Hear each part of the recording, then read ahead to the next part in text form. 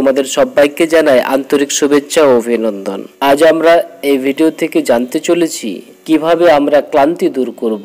অগণিত সমস্যা, ব্যস্ত দিনচর্যা, মানসিক চাপ, পরিশ্রম এবং কাজের বোঝার কারণে ক্লান্তি অনুভব করা প্রতিদিনের ব্যাপার হয়ে উঠেছে। যে বাড়িতে স্বামী স্ত্রী দুজনেই চাকরি করে বা কোনো ব্যবসা সামলায়, সে বাড়ির মহিলার ক্লান্তি অন্য কাজে নিযুক্ত মহিলার থেকে দ্বিগুণ বেশি হয়। যখন ক্লান্তি অনুভব করবেন, তখন একটু আরাম করে নেওয়া বা কিছুক্ষণ শুয়ে নেওয়া বা একটু বন্ধু করার মতন সুযোগ প্রায় কারোরই হয়ে ওঠে না। ক্লান্তি দূর করার একটা সুবিধাজনক ও শ্রেষ্ঠ উপায় হলো বিনোদন প্রিয় হওয়া এবং বিচারগুলিকে ইতিবাচক রূপে দেখা, আশাবাদী হওয়া, প্রসন্নতাদায়ক বিগত কথা মনে করে হাসা, সর্বদা প্রসন্ন থাকা, মন খুলে হাসা, হাসার মতন গুণ থাকা প্রভৃতি এমন বিষয় যা আপনার ক্লান্তি কম করতে পারে। এছাড়া এই পন্থার সাহায্যে আপনি সারা জীবনের দুঃখ, বাধা বিপত্তি, সমস্যা অতি সহজেই অতিবাহিত করতে পারবেন। যারা সর্বদা সংকুচিত হয়ে থাকে, হিংসা করে, অপরকে অপদস্থ করার উপায় সন্ধান করতে থাকে, কেবল অপরের খারাপ দিকের সন্ধান করে, অপরের দুর্বলতার খোঁজার চেষ্টা করে, যারা প্রায় অপরের উপর দোষারোপ করে, তারা নিজেদের অমূল্য সময় নষ্ট করে এবং তারা মানসিক দিক থেকেও ক্লান্ত হয়ে ওঠে। শুধু তাই নয়, তারা অপরদের জন্য ছোট বড় সমস্যার সৃষ্টি করে। বেশিরভাগ ক্ষেত্রেই আপনার সাথে সাথে তাদেরও বিভিন্ন প্রকার ক্ষতি হয়ে থাকে এবং তারা অপমানিতও হয়। আনন্দে থাকা এবং অপরের নামে আনন্দ ভাগ করে নেওয়াই সবচেয়ে ভালো। এমন ব্যক্তি হয়তো খুবই কমই আছে যার জীবনে সমস্যা নেই বা সমস্যা আসে না। জীবন থাকলে ছোট বড় সমস্যা তো থাকবেই। সমস্যার সমাধানের জন্য শান্তিপূর্বক বিচার করুন। প্রয়োজন মনে করলে পরিবারের কারো থেকে বা উপযুক্ত কোনো ব্যক্তির পরামর্শ নিন। ব্যর্থ চিন্তা করার পরিবর্তে বাস্তবিক চিন্তা করুন। ব্যর্থ চিন্তা বা আশঙ্কা পালন করে নিজের সমস্যা বৃদ্ধি করবেন না, মানসিক চাপ আনবেন না। মনে রাখবেন, বেশি চিন্তা করলে বা চাপের মধ্যে থাকলে শরীর ও মন খুব তাড়াতাড়ি ক্লান্ত হয়ে যায়। নিজের সমস্যা বা কষ্টকে বড় করে দেখবেন না। সর্বদা সামনে নিজের দুঃখের কথা বলবেন না। সমস্যা বা কষ্টের সময় আপনার পাশে দাঁড়ানোর মতন লোক খুবই কমই পাবেন। আপনার মুখ থেকে একঘেয়েমি কথা শুনে বেশিরভাগ লোকই আপনাকে এড়িয়ে চলার চেষ্টা করবে। উপযুক্ত ব্যক্তিকেই নিজের সমস্যার কথা জানান। মনের অশান্তি ডেকে আনে মানসিক ক্লান্তি।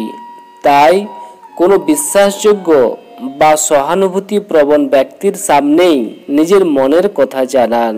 নিজের চিন্তার কথা ব্যক্ত করতে পারলে আপনার মনের বোঝা অনেক হালকা হয়ে যায় এবং মানসিক ক্লান্তিও দূর হয়। আপনি যে কাজই করুন না কেন, কাজের ফাঁকে ফাঁকে কয়েকবার ঠান্ডা বা সাধারণ জল দিয়ে হাত মুখ ধুয়ে নিন। মুখে জল নিয়ে কুলকুচি করুন। চোখে মুখে জলের ছেটা দিন। চুল ঠিক করুন এবং হাসি হাসি মুখে আয়না দেখুন। যদি প্রয়োজন বোধ করেন তবে দিনের মধ্যে কয়েকবার স্নানও করতে পারেন। জামা কাপড়, জুতো চপ্পল বদলাতে পারেন। এতে অনেক আরাম বোধ করবেন, চাপ কমবে, সমস্যার আকারও অনেক ছোট বলে মনে হবে। কাজের মাঝখানে যদি আরাম করার সুযোগ না পান, তবে নিজের চোখ বন্ধ করে চিন্তামুক্ত হয়ে একটু বসে থাকুন। এতেও আরাম পাবেন, ক্লান্তিও দূর হবে। মনে রাখবেন, যখন আরাম করবেন তখন নিশ্চিন্ত হয়ে শুধু আরামই করুন। এর ফলে আপনি অতি শীঘ্র নিজেকে সহজ বোধ করবেন। ক্রমাগত কাজ করার মাঝে মাঝে 2-3 বার আপনি চা, জল, দুধ, লস্যি, শরবত, লেবু জল পান করুন। আপনি যদি ঘন্টার পর ঘন্টা কম্পিউটারে বসে কাজ করেন বা আপনার কর্মস্থলে যদি ধুলো, ধোঁয়া, তাপ প্রভৃতি থাকে, তবে আপনার চোখ ক্লান্তি বোধ করবে, তাতে কোনো সন্দেহ নেই।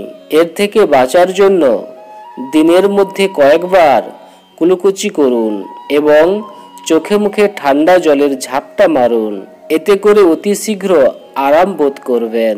তারপরেও যদি সমস্যা বোধ করেন তবে শীঘ্রই কোনো ডাক্তারের সাথে যোগাযোগ করুন। বসে বসে কাজ করার সময় কোমর, পিঠে ব্যথা বোধ করতে পারেন। যদি সুবিধা না থাকে তবে মাটিতে একটা মাদুর বিছিয়ে টান টান হয়ে শুয়ে পড়ুন। চাপ ও চিন্তা দূর করে চোখ বন্ধ করে শরীর স্থিতিল করে দিন। এইভাবে একটু সময় শবাসন করার পরেই আপনি পার্থক্য উপলব্ধি করতে পারবেন। একইভাবে বেশিক্ষণ ধরে হাঁটাহাঁটি করলে পা ব্যথা করতে পারে। তার জন্য গরম জলে নুন ফেলে খানিকক্ষণ পা ডুবিয়ে বসে থাকুন। একটু বাদেই আপনার ব্যথা ও ক্লান্তি দূর হয়ে যাবে। জল সর্বদাই ক্লান্তি দূর করার ক্ষেত্রে গুরুত্বপূর্ণ ভূমিকা পালন করে।